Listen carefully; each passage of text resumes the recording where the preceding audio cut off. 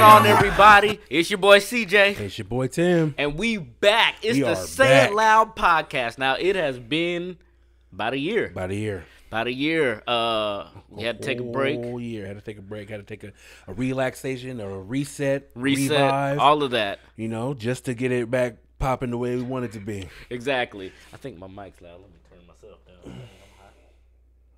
You good? Yeah. Okay.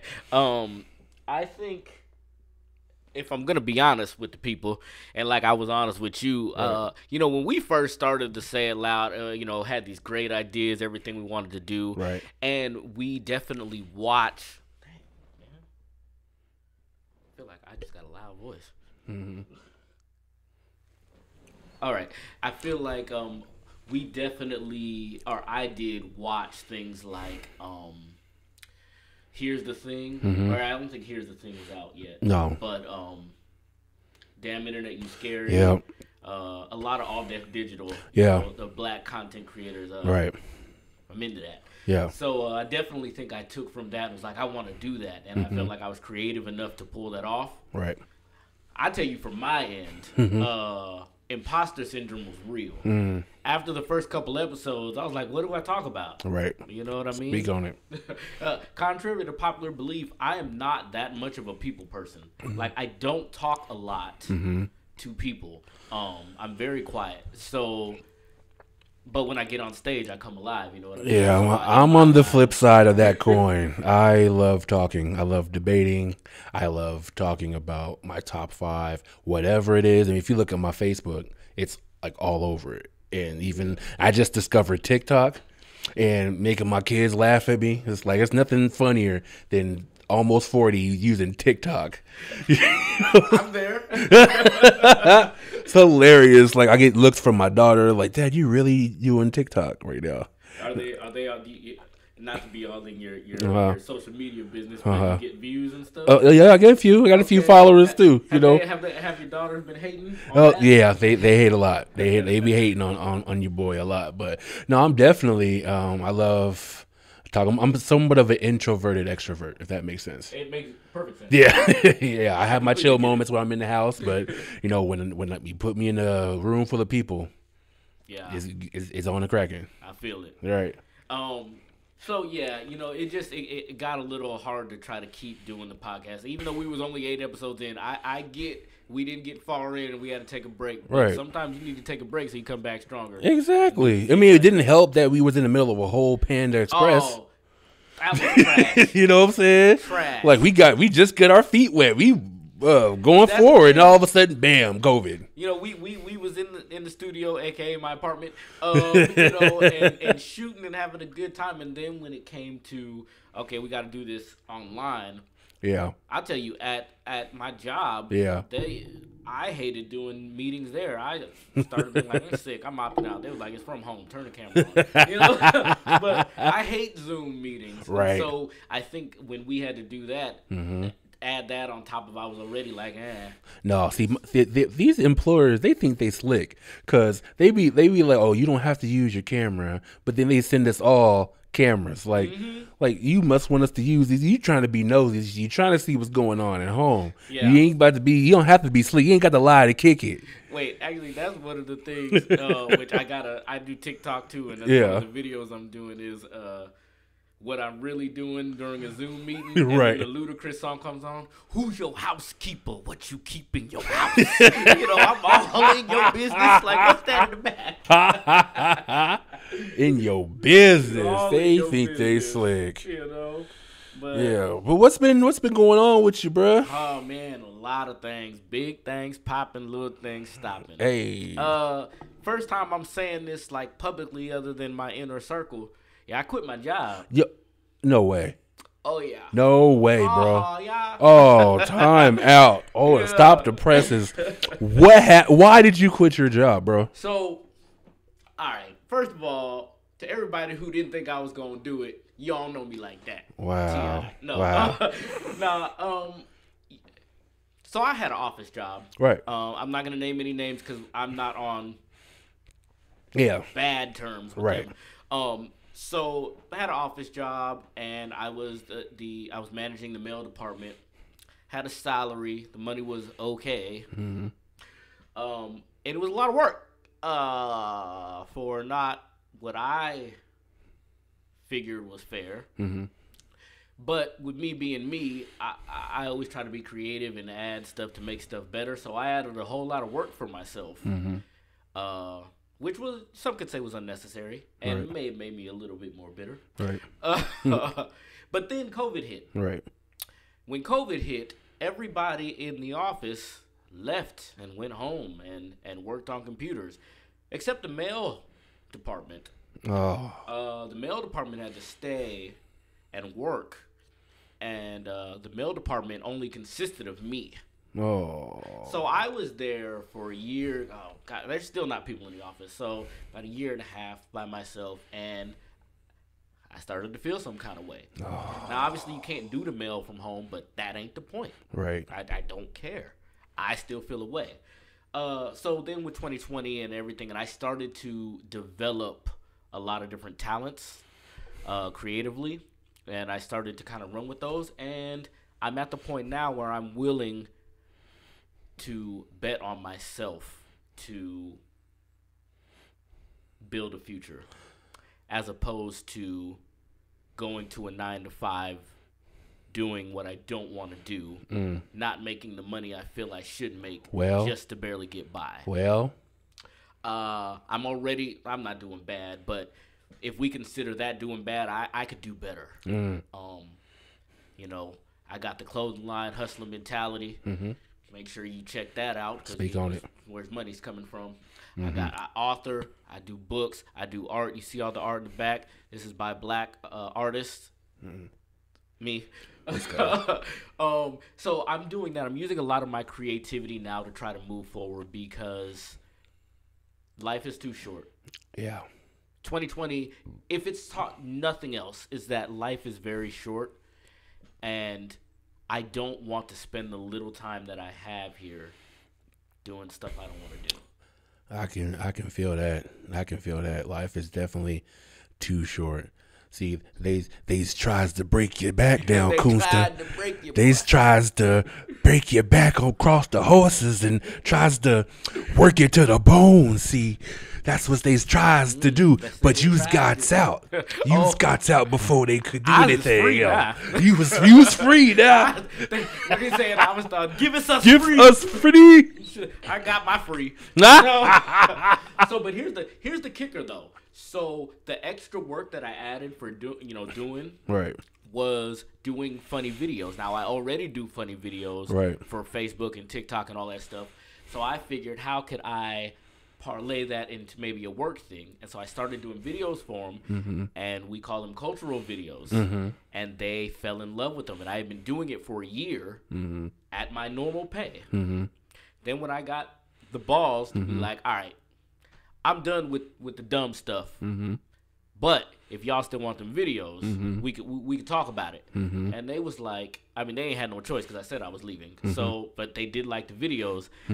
So I worked out a contract to where, my bills are still paid with the videos that I do for them without having to go to the office every day. So I'm winning. Okay. Oh. Oh, okay. So that's what it is. Well, that's a deal, bro. That's what's new with me. Oh, I got you. What's up with you, Tip?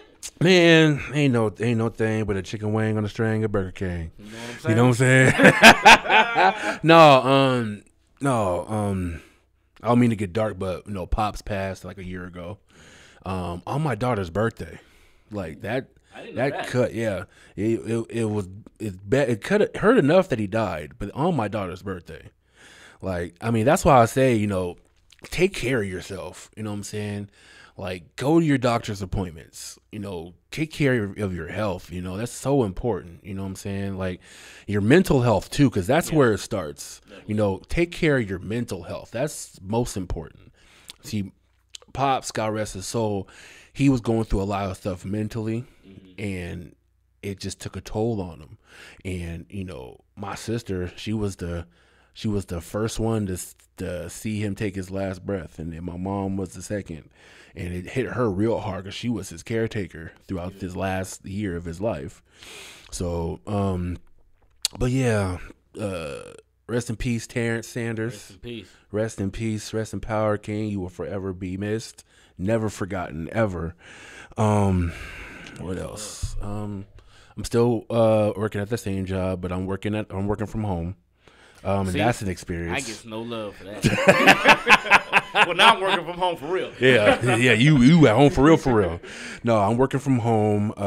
That's experience within itself. Working from home is interesting, especially when you got kids. Yeah. And you got kids that go to school, then you got one that stays home. And the one that stays home, it just becomes just a spoiled little bratlet. I assume the more time she's around dad, if it's all day, every day. I'm wrapped around her little finger, and it's my fault. I'll let her do it.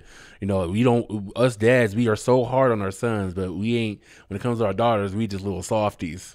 And I'll admit, I ain't got no kids yet. But you'll get there. And when you get there, you remember this episode. Just remember that I said when you get kids, your daughters, you gonna be soft on your daughters, but harder on your sons. And that's because you want to raise grown, like, strong men in your family. That's why black people in general, black fathers, were hard on our sons and not on our daughters. Yeah, I think I'm definitely going to be hard on my son. I'm one of them people. I used to watch My Super Sweet 16 on MTV. Oh yeah. And even though I was the same age as them kids, I feel like watching that show really instilled in me a hate for spoiled children. I just was like, you're ugly and I don't like you. Right, no, them little brats. I'll tell you what, when I was married this one time, right? Mm-hmm. And I had some stepkids. Mm-hmm. And in my opinion, now you can't tell their mom nothing, which I'm not trying to. Mm-hmm. The kids were spoiled and they were brats. Mm-hmm. And we were out to eat somewhere one time, and one of the kids wanted like something extravagant. Mm-hmm. And I was like, nah. And he started tripping. Mm-hmm. And my uncle, who has no blood relation to this child, looked at that boy and he said no. And then he looked at me and he said, kids need to hear no just to hear no sometimes. I was like, damn. I was like, damn. But the kids shut up.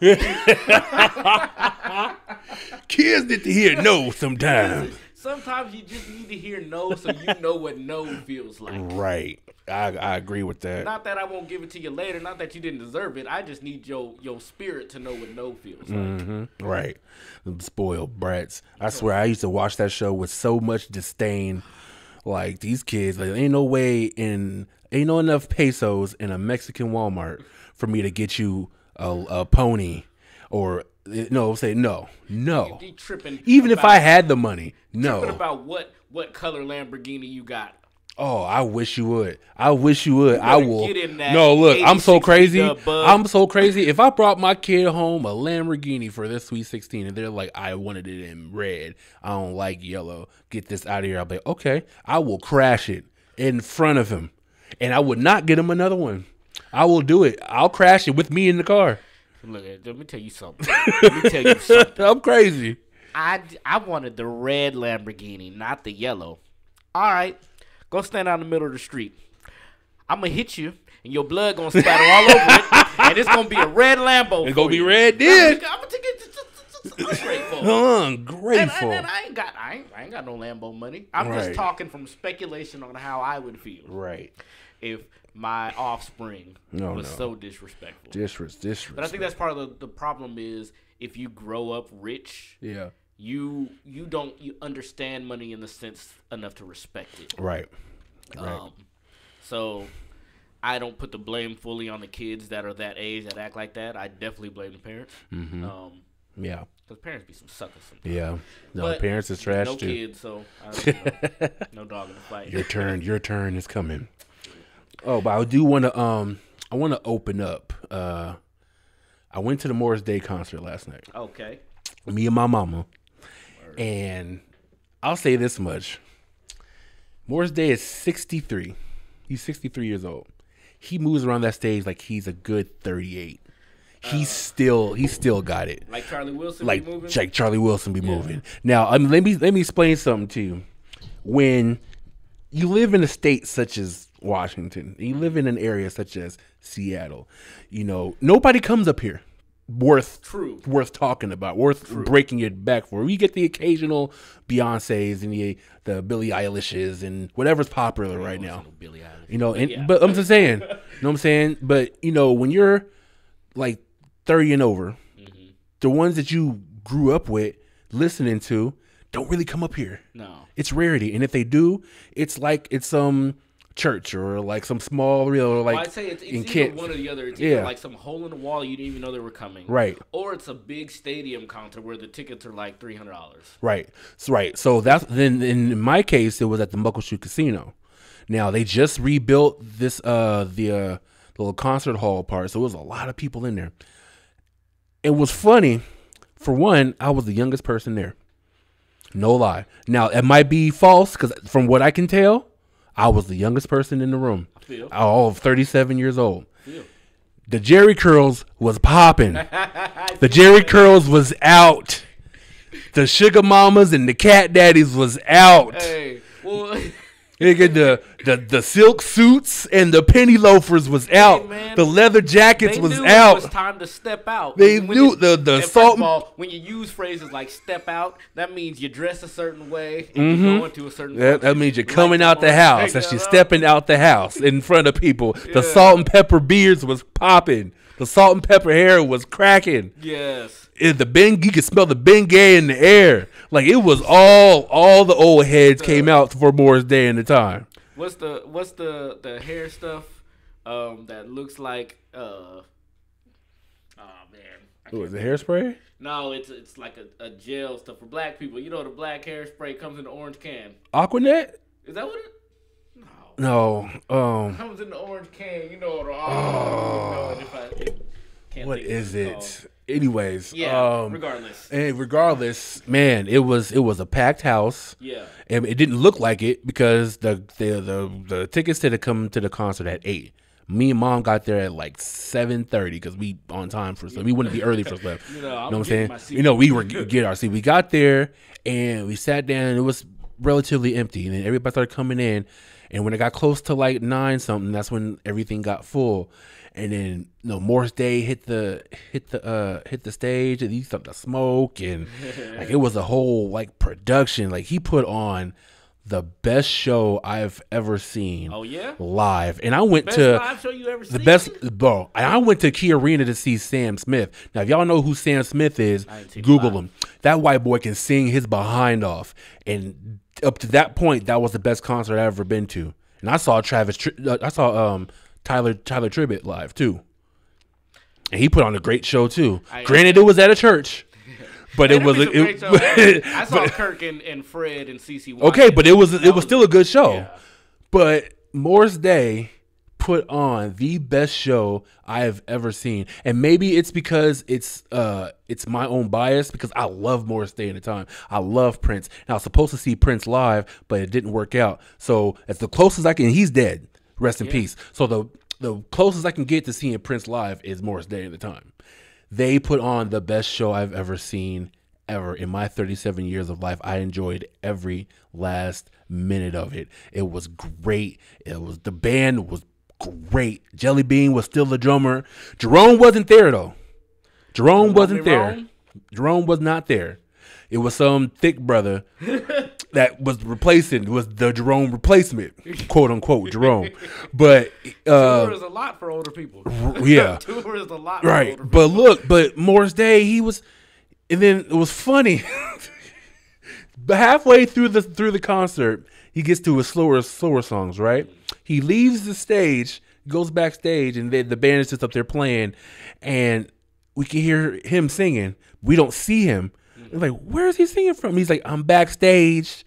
I'm half naked. Wait, what was that noise? He said, ha! And then he came back out, and he was noticeably inebriated. Noticeably. Inebriated on what? Let's be clear. I don't know what it was. I do not know. He was I ain't in the different. brother's business like that. He was All I can tell you, he was on a whole nother plane of existence when he came back out on that stage. Ah, And then he came back out and he did the bird, and everyone was just squat, hallelujah. And perfectly timed smoke break. right. And then after that, he left. And then I was like, wait, no Jungle Love? Really? That's what we doing? And then the band was I think, y'all want one more song? I'm like, okay, here we go. And then he came back out and he did Jungle Love and then it closed it. And I was like, it's the best. That's the best 2.5 hours I've ever had. Nice. Oh, it was great. I recommend anybody, if you ain't never seen Morris Day in the Time live, just do it. Like they get it. They gave Prince a great tribute. No. After that, in the middle of the concert, it was beautiful. And apparently, it's the tribute that they always do since his death. They have the same like reel they I pull up. imagine, especially when you're on tour, once you get that together. Yeah. I mean, this man Prince was responsible for Morris Day in the Time. Prince was responsible for a lot of people. A lot of people, not just people, but like the sound, that Minneapolis sound. That's Prince is responsible for that. I'm not now. Before I'm not going to jump into that boat because I don't know what the Minneapolis sound is, so I'm not going to sit here and co-sign. Especially since Prince was cool. Yeah, I'll say this much: if you hear something from either back in the day or now that sound like something Prince would come out with, then that's Prince, because there was nothing out like him at that time. I think about you. So you went to Morris Day in time. Mm-hmm. Prince was responsible for them. You wanted to see Prince, never got a chance, and he passed. Right. Same thing happened to me, mm-hmm. only with Michael Jackson. Mm-hmm. I went with my dad mm-hmm. and saw the Jackson 5 -2. Mm-hmm. Only 3 was there, mm-hmm. but a great show. Now I really have to take inventory on if it was the best show I've seen. Mm-hmm. But taking everything into account, well, there's 3 men up there in their 70s. Mm-hmm. And was hitting this choreography. Right. And the band was jamming. Right. And again, Michael has always, that's what I wanted to see. And then the nigga gonna die. Right. So, I didn't come out. Right. Sorry. Yeah. Sorry, Mike. But so my closest thing was I get to go see his brothers, which Jackson 5 was my favorite before Michael anyway. But the story is very, very alike. And I think it's interesting that because you're 37, I'm mm-hmm. 36, mm-hmm. but the 60s and 70s music, mm-hmm. like that's where it's at. Man, that's where it's at. Now I'll say this much: Purple Rain came out October 25th, 1984. Yes. 5 days later, I was born. My mom saw that movie while she was pregnant with me. 5 days after that, she gave birth to me. That movie, Prince, and Morris Day, and that whole time period where they was out at the same time, just stick to my very soul. That's why if you watch a couple episodes ago, I went hard against Thriller and Purple Rain. I went against the grain, and I still stand by that. I know I wasn't drunk, I wasn't high, nothing. I stand. Makes more sense. Right, it makes sense, right? You got like a stars aligned connection thing going on. Right. But what you're saying is the 60s and 70s music. I mean, you talking about those 2 decades. I mean, especially in the 60s where, black people was going through like racism and all that stuff. It's like we had to use music and the arts as kind of an outlet. Kind of a way to express how we were feeling at that time. You know what I'm saying? That's why if you listen to songs like from Sam Cooke and all those good deep songs, that they just pain ridden because we was going through that. Yeah. You know what I'm saying? And I like that there were the different sides because with the early 60s, I think we started putting messages in the music. Mm-hmm. But in the early 60s, I think it was more still of this is just good R&B music, mm-hmm. Which I love the Motown sound that was created out of that. Mm-hmm. But as you get to the late 60s and you started getting the message songs, mm-hmm. I was feeling that and that's why I like to write that stuff today, because there's so much power in having a good message. Mm-hmm. Or a strong message, a fight back type message. Right. But putting it to something that jam, mm-hmm. Oh man, you win the conversation. Right. Like Absolutely. you're not gonna tell me this don't hit, and you better be listening to the words. Right. You know what I mean? Right. So yeah, I just my heart's there, and just musically, talking about or music theory or the beats or music behind any singer or whatever. I mean, there was just more musicality when you have all the instruments playing their separate parts as opposed to a beat machine, which I don't hate on because I use those tracks. But if we're talking about getting on stage, man, get the piano player, get the drummer, get the bass, the guitar, the synthesizer, the wah wah wah, that dude. You know, I want all of that. You know what I mean? I don't need the fick it. Nah, man, give me all the. You know. All right, so real quick, what do you think is the best 10-year span? Not necessarily an entire like decade from like 70 to 80, but like a 10-year span for black music. That's hip hop and R&B as a whole. So 10 consecutive years? 10 consecutive years. I can't just pick like, okay, I'm going to take 82, 82. 94, 71. Okay. No, a 10-year span, a 10-year period. Okay. Where it had, wait, and what's our criteria that it had a big impact? Hip hop and R&B, the most impactful. Oh, hip hop and R&B. Yeah, hip hop and R&B, most impactful, the best music, best 10-year span where the best music from those two genres came out. Okay, this is where it gets hard because I heard some people talk about this, and I had to stop being old and just be real. Because the truth is, we love the R&B and hip hop from our generation that we grew up with, because we have a nostalgic attachment to it. Right. That's good. When we hear, this is how we do it, you know, it does something to us. Yeah. You know what I'm saying? It takes us back somewhere. Now, music of, let's say, 2005 and after. Not going to say it didn't jam, not going to say we didn't have good times, but for a lot of older folks, well, older now, our mind is conditioned to think, yo, this is where the fun was. Y'all are just making noise. So with that in mind, I would have to say for hip-hop, I'm going to have to go with like 94 to 2004. Really? I think. Now, I'm going to say this with a caveat. I don't be remembering when people drop stuff. I'm just really trying to remember the feeling right now. So, and you just hit me with this question. I didn't have time to prepare for it. So, my answer might be off, but I think 94 to 2004. Okay. I'm going to go 84 to 94. Really? 84 to 94. That was the best. Wait, for hip-hop, for R&B, hip-hop and R&B. For both. Because the early 90s, that's when New Jack Swing was popping off. You had... Okay, wait. Let me retract. Hip-hop. For hip-hop, excuse me, hip-hop 94 to 2004. R&B, late 80s sometimes, and I don't know when. So I'm going to give it an 87. 87 to 97 for R&B. Okay, well, let me just give you a short list of hip-hop albums that came out in the 90s. And this may be where your nostalgia comes back, because... Hold on, real quick. Hold on. Let me consult with my Google Assistant. It's all good.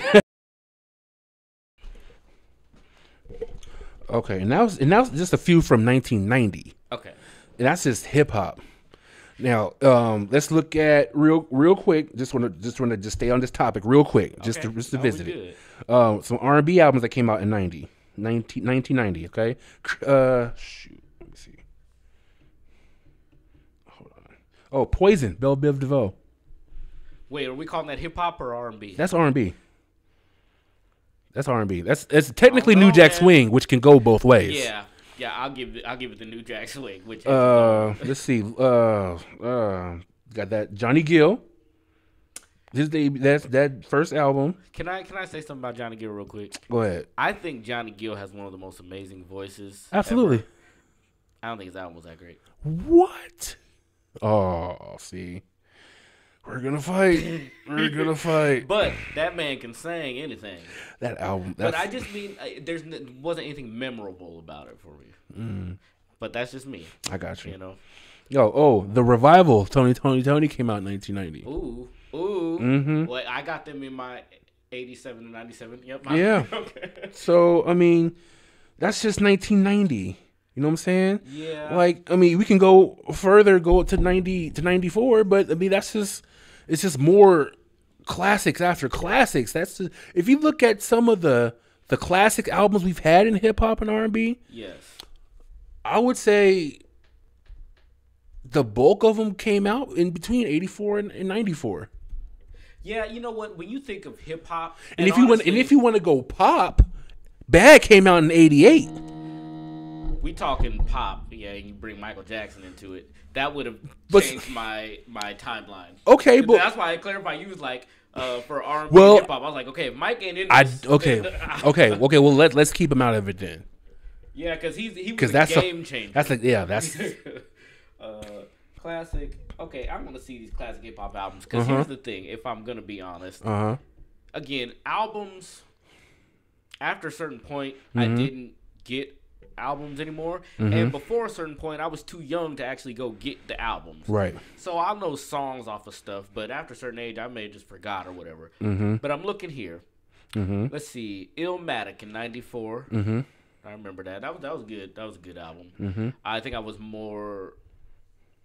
I didn't know much about Nas, but you know his name rang out. So Dr. The Chronic, okay, completely remember that. Classic album. When did that come out? 92. 92? Okay. 92 for The Chronic. Okay. Enter the Woo. Enter the Woo, okay. That came out in, what year is it? You're not trying to tell me. 93. Okay. Wu-Tang, man. Amazing the way they approached the game. Yeah. Amazing the way they did it. And again, anybody outside looking in, you would probably think that ain't gonna work. How you gonna have all these people, man? They made it work. Everybody got their solo thing. Yeah, Wu-Tang is my number 2 hip hop group of all time.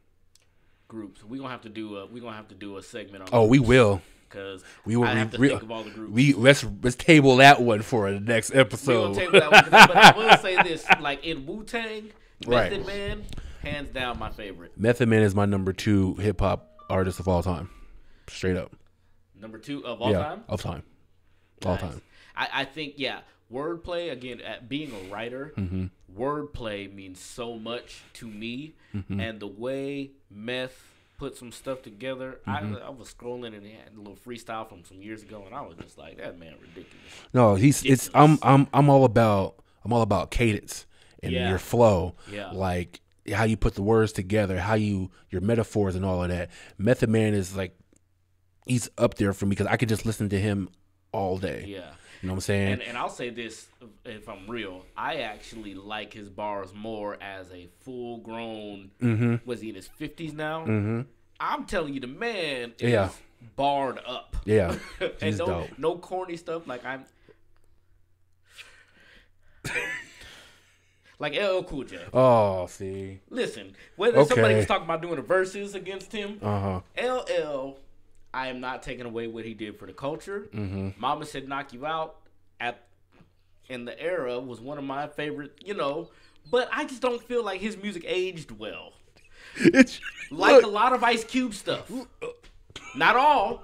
Ice Cube still got some bangers that will bang to this day.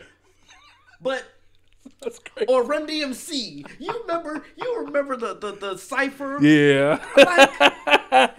Yeah, your flow don't age well, which is, I can see why young people be like, oh, people shouldn't do hip hop, which I don't believe. I don't believe at all. I don't believe it at all. But I will say that I wasn't into it that much. So when it comes to like LL,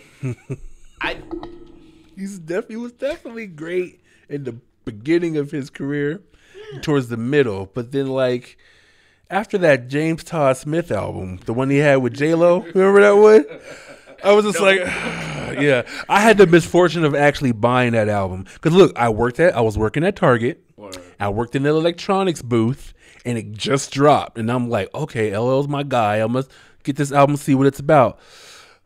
Like maybe 2 songs on there I would listen to, but I was just like, come on, like what we doing? I just And then all of the few albums after that was just like, yeah, you need to just stick with TV and movies and I'm stuff. telling you, it didn't age well It didn't. to me, and he was flourishing in the movie. So I was like, in too deep. Yeah, stick with that. You know what I'm saying? I mean, don't get it twisted now. Like LL's an icon. He's a cultural icon. Living, like Jaden Smith said. Cultural icon. There will be no hip hop. He was the first artist signed to Def Jam. You cannot take that from him. You can't take away Mama Said Knock You Out. You can't take away My Radio. You can't take away the Booming System. You can't take away any of that. You can't take none of that away. But it's just like it didn't age well. And then you look at artists like Busta Rhymes, who is my number one. His music, he's still dope. He's still dope. Like Method Man, still dropping verses that are like, whoa. So there's no excuse. Like what I'm happened? glad you brought up Bus. Because that's a great time where I'm like, both of him and L did amazing things for the culture and to move it forward, and they are legends. Right. But we're talking about aging. Both of them were good for what they were when they came out, and then LL's stuff stayed good for that time. Right. Bus just kept, I don't want to say reinventing, but he was just that good at that it keeps going. And I'm like, Bus, L, respect. Yeah. I'm not finna bump L. Yeah. I mean, he'll definitely be in top 5 conversations, maybe in a few people's top 5, just because of what he's done for the culture of hip hop. Top 5 what?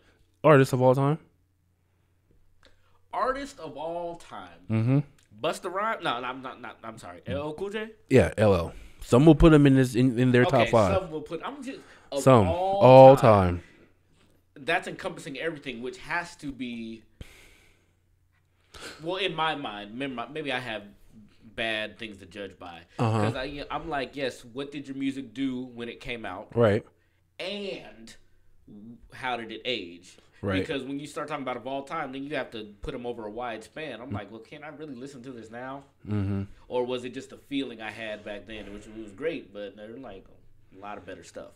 So I don't know if I do all time. I see where you're going, but here's the thing, though. Like, I can't rightly put anyone else above LL unless that artist was like, they have to be iconic on a whole different level. And my personal, bias, because LL was in my top 5 for a while, and my top 5, with the exception of my first 2, kind of flip flopped a little bit. Because there was a point I put T.I. in my top 5 because I love T.I.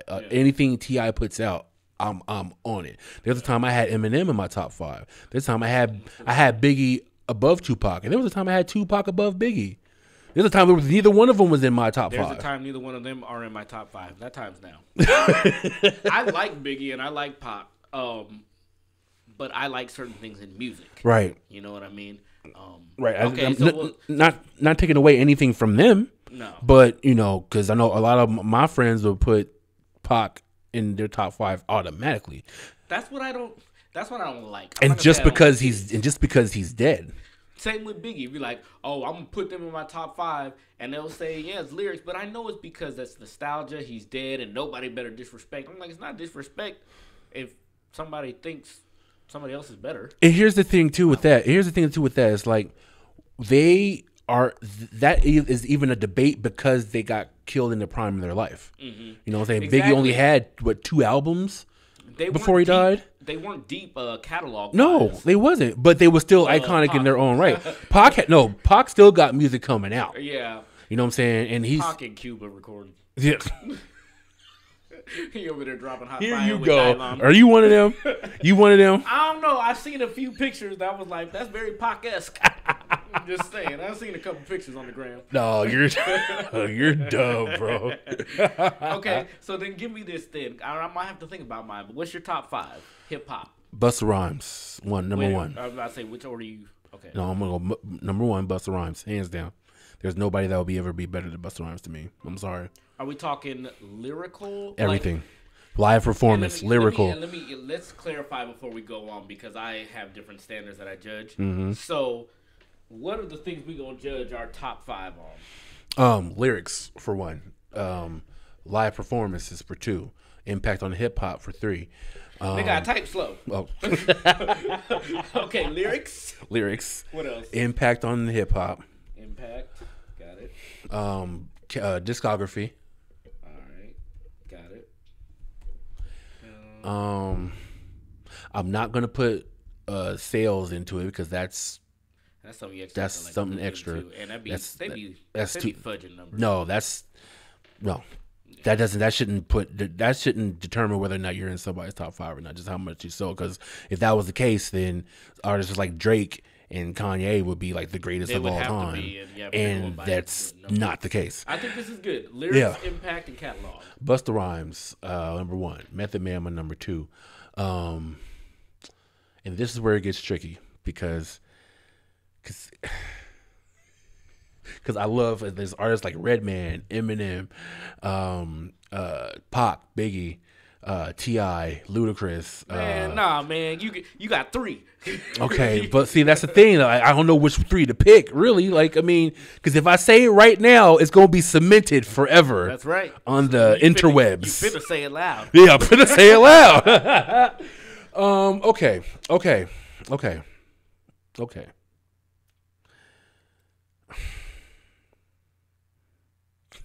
Shoot. Look. You tripping, yo. I can't. See. All right, look. You give me your top 5, and then I'll come back to me. I don't even know if I have top 5, but here's the people. No particular order. No particular order. Ludacris. Amazing wordplay from that man. Eminem. Amazing wordplay. Method Man. Okay, now it gets a little fudgy here. Are you going in order? No, I just know them 3 are on there. Oh, but okay. I'm trying to think of other, and also I'm not gonna lie, top 5 hip hop is not something I think about all the time. I listen to R&B and jazz. So, but them 3, and who else do I really, really, really rock with?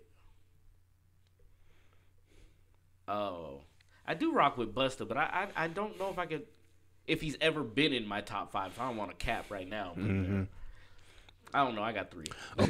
Okay. My number 3 is Snoop Dogg. Snoop Dogg's my number 3. You know, Eminem's my number 4. Okay. LL's my number 5. Straight up. I can't not put LL in my top 5. I'm sorry. I can't do it. I'm gonna tell you what, Snoop. Even though I only have 3, I'm not sure if he's 5, but he is definitely an honorable mention if he's not 5. But it wouldn't be because of lyrics. He does not win on that category, but impact and catalog, because he got the jams. I'm gonna have to disagree with you, bro, because there's a lot of songs Snoop got that he's super lyrical and he's just flowing. Like, if you ever listen to a song on his the Blue Carpet Treatment album called "Think About It," I think it's like the very first track on there. He goes so hard on that album. It's like, who is this Snoop and where has he been? I haven't heard it. You know, all his that Doggy Style album is one of the most iconic hip hop albums of all time. That's what I'm saying. And like he keeps shelling. That's the thing. He keeps shelling out hits and albums, and like he's everywhere. Like you can't go like. Oh, absolutely. He's everywhere, bro. And the Snoop Dogg, Uncle Snoop icon, and that's why he honestly. His impact more than anything is the reason he would be in my top 5. Right. Because this man has done things that's like, how did this nigga get here? Right. You know what I'm saying? So impact wise, but again, for lyrics, for me, the things that impress me, Eminem, you can listen to a song and understand why that would impress somebody. Or Ludacris, if you listen to the storytelling that man has, it makes sense. I really like Tech 9 too. I love Tech 9, but I got in a fight with him, so I don't. You gotta do a fight with Tech 9? Yeah. How? Not a physical one. Okay, not a physical one. But what happened? The nigga was tripping. Oh. Typical nigga response. Nigga was tripping. Typical nigga response. No, so back in the day, I have this friend who had a friend. Right. And she was a thick one. And she happened to see my picture. And called her friend and was like, well, who's that? So, we started talking. And We were just getting in. Maybe we was probably talking about 2 weeks, and then she go out of town or whatever. With my friend, I almost said somebody's name. So both of those friends go out of town, right? So I'm driving one day, and I get a call from a girl. She's like, "Hey, what's up? What you doing?" I'm like, "I'm just doing some stuff. Well, what's up with you? What you doing?" She's like, "Oh, I'm just chilling with Tech." Now, I don't know who Tech 9 is. I don't know this rapper. Don't know who he is. Don't know any of his music. When she said chilling with Tech, the thing that came in my mind was Tech from the Real World Hawaii. Oh, gosh. Yeah, the skinny black dude. That is who jumped into my mind. Okay. And so I was like, Tech, that's a weird combination. You too much woman for him. This skinny man can't handle all that. Then, so we're just chatting just for a little bit. And all of a sudden, I hear in the background, "Yo, who that on the phone?" And she's like, "It's just mine." Then all of a sudden, there's, kerfuffle noise. Kerfuffle. And dude gets on the phone and says, "Well, who is this?" Now, I be nigging sometimes. So what we not finna do is that.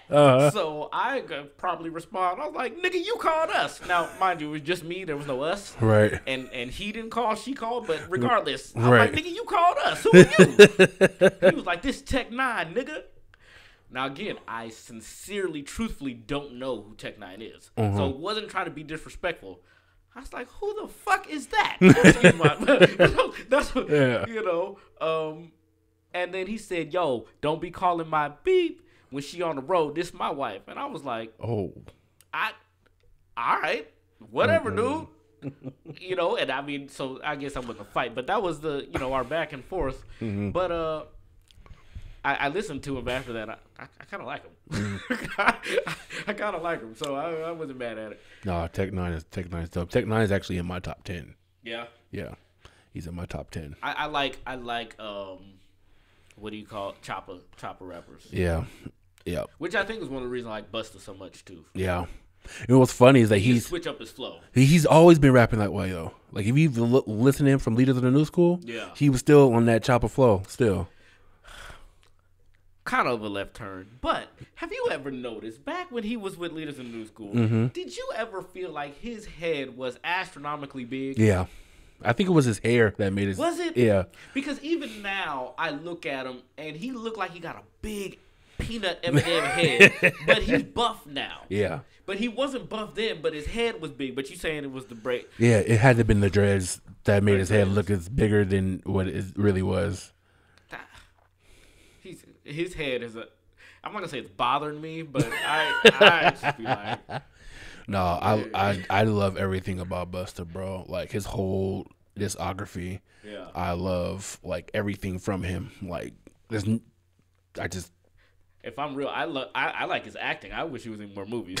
I'm not even no cap. In Higher Learning, he was like, I took that white boy and I said, boom! He said, you like that? Boom! He said, and then boom!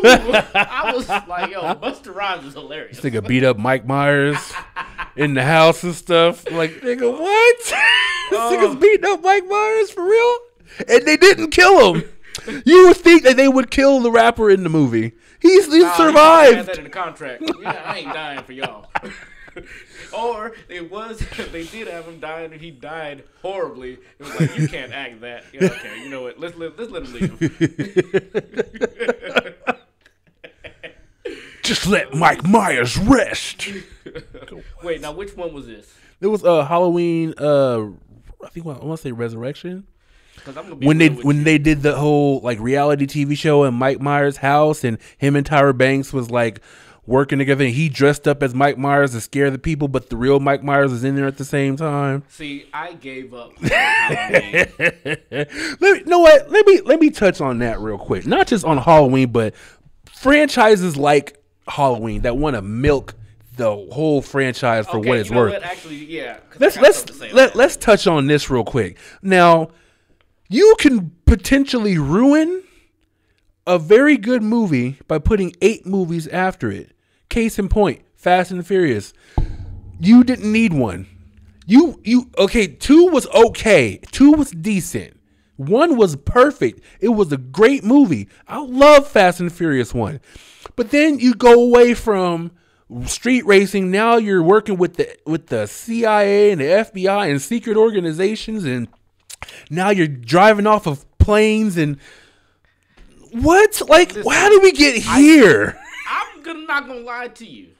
I like the Fast and Furious franchises. Now, have they gotten a little redonk? Oh gosh. Yeah.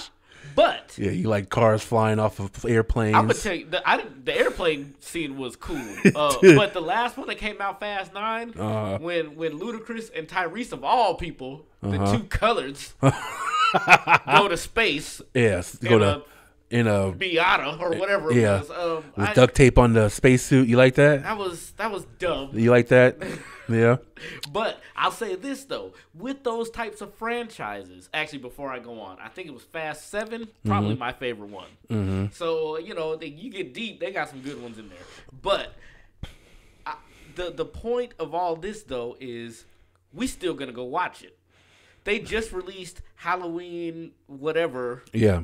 No, you're still going to watch it. It's the 20th one. Yeah. And it's in theaters, people watching it. Yeah, and now with the inception of streaming services, you go and stream that movie. I'm telling you. You go and watch it. So why do they do it? Will it ruin a franchise? Maybe in some people's minds, but the people making it is like, but I'm going to take your money. Yeah. Money. You're always, and that's the thing, you're always going to go see it no matter how weak the previous one was. Yep. No matter how trash the previous movie was, you're gonna watch the next one because you want to see if it's gonna be trash or not. Because there's rare occurrences where the sequel was better than the original. Case in point, Terminator 2. Terminator 2, one of the best sequels. Terminator 1. That. No, Terminator 2 was one of the best sequels ever of any movie ever. Yeah. And that's why I think that's the reason why people like these movie companies make these movies, because they want that sequel to be the best. They want to have that Terminator 2 effect. Yeah. See, that's the thing. A lot of times they'll chase that and they won't find it, and then they'll go downhill. I think luckily, depending on the genre, you can keep it up. Like Fast and Furious could easily go downhill, and some people say it has, but it being action, they have a lot of things to fall back on that are going to catch people's eyes. Mm-hmm. But I think, all right, y'all think I'm weird for this one, but Three Ninjas. My nigga, Three Ninjas 2 was dope. What? Oh man, Three Ninjas 2 was dope. Kick back? Yes. Three Ninjas Kick back? Oh man, come on, bro. You're I was crazy. All in. They didn't. Then no. Three Ninjas 3 came out and it was trash. No, Three Ninjas did not need 2 more movies after that. They just did. The second one was good. No, the first one was a classic. They just stopped at the first one. You know what they did that was messed up is they recorded that first one. Mm-hmm. Then I think they recorded the third movie. Mm-hmm. And then recorded the second movie and just released them backwards. Okay. Because Colt, the middle child, he was one way in the first movie. Then in the second movie, he was grown. Mm-hmm. But then in the third movie, he was young again. I was like... In the third movie, had all 3 original kids. The second movie only had Colt as the original. What happened to those movies, bro? Like, back in the 90s... But look, in the 90s, though, it was a bunch of movies where kids were doing adult stuff. Like, you remember that movie? They're not saying the one I'm thinking of. No, it's one about the little boy whose grandpa left him the Minnesota Twins. Little Big League. Yeah, when his grandpa left him the Minnesota Twins, and he was the owner. He was the owner, and he made himself the coach. Right, and then Rookie of the Year, and he was the pitcher for the Cubs, and he broke his arm, and then we ain't had a movie. Was there any black movies like that? That is a good question. Hold on, I had to sit up for this one. Hold on, was there a black movie where the kids was doing adult stuff? I'm trying to think of black kid movies now. Look, back in the day. if we don't think of it, don't take our black cards because we just don't. I know there was a movie. It wasn't really a black movie, but Jason Weaver was in it. Oh, it was called Summertime Switch. Yeah, him and Ryder Strong from Boy Meets World. Yeah, they had the same name, and they switched. But I don't know if that was a Right. black movie. No, that was not a black movie. That wasn't even He a was just kid black. doing adult stuff. Yeah, That was it just. wasn't. But they did make Jason Weaver the criminal. They did though. Handcuff my boy to the van. All kinds of Right. things. That movie was super interesting though. Like, and then those are those types of movies too, where they're like they'll come on and then you forget about them, but they're like, hey, I remember that movie. That's one of the movies I've tried over the years. I tried to find that on DVD or something, Man. and it was like, no, you'll never see it again. And then YouTube randomly somebody uploaded it, and I watched it. I'll thank you. You know, That's when Jason Weaver was huge though. Yo, Back in the Jason day, that's when Weaver, Jason Weaver, because wasn't he fresh off of the American Dream? At that point, no, because right after the American Dream, he had did Lion King. Yeah. Because I watched him talk about it. But so that was a couple years later. But Jason Weaver, for those of y'all played Lil Michael Jackson. Right. Well, actually, I guess technically mid Michael Jackson. Yeah, smart guy. Smart guy. Thea. Yeah, Thea. Oh, man, See, that's why you my dog, because nobody know about Thea. Yeah, or shows like that came out. You know what I'm saying? Like, that's why you my dude, There bro. was a show, and I'm trying to think of what the name of it was, but it was a black show. It was a black dad who I'm not sure about this. I feel like it was the dad from Smart Guy. But Jussie Smollett was in it. Oh. But this when he was younger and had his hair kind of going out. Oh. What and is I that? can't remember the name of What it. And I don't is remember that? any. You know what? Maybe I'll just ID Google and be Jussie Smollett. Yeah. Juicy Smoothie. Juicy Smoothie. You know what? That was one of the best jokes ever. That was hilarious. I don't care. It was crafted so well. Yeah. I was like, said he really had me thinking, like, who's Juicy Smoothie? And I was like a famous oh, Jussie. You know what? And I think his parents like foreshadowed him being who he was because they named him Jussie. Not Jesse, but Jussie. It's weird. Jussie. I never heard of Jussie. Juicy. Okay, and this is the other thing that I didn't realize until I looked it up one day. But you know, Juicy Smoot. And I'm calling that now. Jussie Smollett. Juicy was in the Mighty Ducks. Yeah. Yeah, I didn't realize that. Mm-hmm. Ah! Yep. Yeah. But okay, Empire. We get it. I gotta find the name of that show though. It's gonna bug the mess out of me. Jussie Smollett. His sister Journey Smollett's one of my favorite. Did you watch Lovecraft Country? No, I don't like the name of it. Bro. It sounded corny. Bro. So I didn't do it. It's anything but, bro. I Look, I gotta get my life together. I'm gonna watch that and we're gonna review it because I'm supposed to do that anyway. Oh, see, you slipping. I have a hard time sitting down and watching stuff. You know what? We're gonna have a whole TV show episode because you slipping. I have a hard You time. watch Squid Sorry. Game, bro. I don't get it. All right, Little Piece of Heaven, Mighty Ducks, Queen, Coach, Adam, Crow, On Our Own. Was that it? That might be it, but I don't have the ring that I thought it was gonna have. Pitch This, Skinny, that's a TV show. On Our Own. Well, it was a black TV show that was on at one point. Yeah, that's gotta be it. Well, yeah. Well, you know what? I think that's a good place. I think we can call this a time. Yeah. Y'all, we appreciate y'all coming back and joining us with Thank you for coming back. Say It Loud podcast. Hey, and I'm going to do this at the end of every show. Go to hustlermentality.com. It's right there. Please buy merch. You can go to Amazon, buy a book. I have paintings up on the website. All of that because, your boy out here making his way on his own without that corporate bull. So. And I'm in the process of starting my own Twitch gaming channel. So really? Oh yeah. Well, okay. I know we're starting off, but I have a question about that. Mm-hmm. So it has to be through the community. Okay. All right, y'all. That's a good place to stop. I think we're gonna call it a day on today. We appreciate y'all. Thank you, bro. Coming back and joining us. Thank you for coming back. Say It Loud podcast. Thank you for coming back. And I'm gonna say this at the end of every podcast, y'all.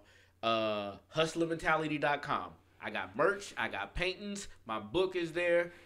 Trying to come up, you know what I'm saying? So please support. We appreciate y'all. We'll check you next week. Support your boy. Support your peoples, man. Support. Appreciate you.